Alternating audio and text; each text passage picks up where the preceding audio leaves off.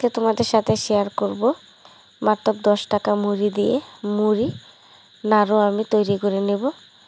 তো এটা বানানো খুব সহজ, খেতেও কিন্তু দুর্দান্ত লাগে। তো বাচ্চা থেকে বড়রা সবাই পছন্দ করবে। কম সময়ের মধ্যে তোমরা এটা বানিয়ে খেতে পারবে। তো তোমাদের কাছে অনুরোধ রইল আমার ভিডিওটা প্রথম থেকে শেষ পর্যন্ত দেখতে থাকো। তো দেখো এখানে আমি 10 টাকা একটা মুড়ি প্যাকেট নিয়ে নিছি। তো এখন এগুলোকে আমি একটা বাটিতে ঢেলে নিব। তো তোমরা চাইলে ঘরে বানানো মুড়ি দিয়েও তোমরা এটা বানিয়ে নিতে পারো। তো আমি এটা বাজার থেকে কিনে এনেছি। তো দেখো এক বাটি মুড়ি হয়ে গিয়েছে। তো এখন এগুলোকে আমি একটা সাইডে রেখে দিব। তো দেখো আমি এখানে আখের গুড় নিয়ে নিছি, তোমরা চাইলে চিনি দিয়েও করতে পারো।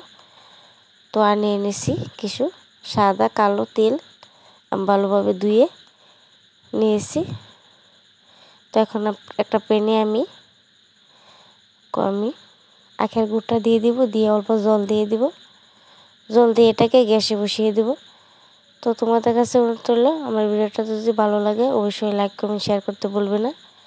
আর যারা আমার নতুন ভিডিও দেখছো তাদেরকে অনুরোধ রইল আমার চ্যানেলটা অবশ্যই সাবস্ক্রাইব করে পাশে থাকবে। তো এখানে দেখো একটা আমি স্টিলের থালা নিয়ে নিছি, থালাতে অল্প তেল দিয়ে দিছি।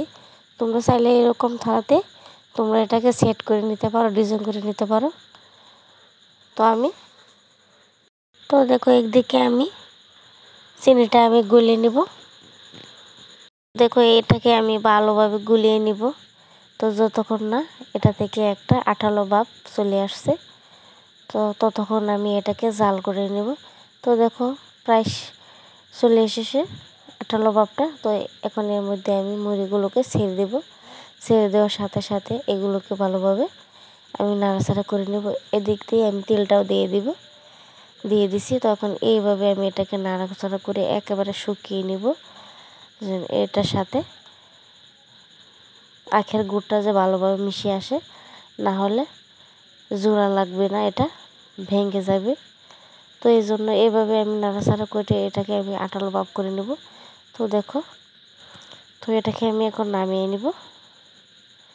এটা হয়ে গিয়েছে। এটাকে গরম গরম তোমরা শেপ দিয়ে নিবে, নাহলে জোড়া লাগবে না। তো দেখো এখানে আমি একটা স্টিলের থালাতে আমি এইগুলোকে নামিয়ে নিব।